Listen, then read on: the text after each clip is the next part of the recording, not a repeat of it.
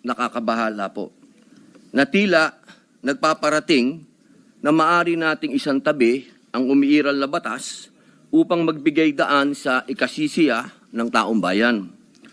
Bagamat lubos ko pong nauunawaan ang pangingibabaw ng kalooban ng taong bayan, meron po tayong mga demokratikong mekanismo upang isakatuparan ito. Isipin natin ang posibleng maging epekto nito sa ating mga komunidad, lalo na po sa mga lugar na matagal na pong pinagsisikapan itaguyod ang kapayapaan at kaayusan.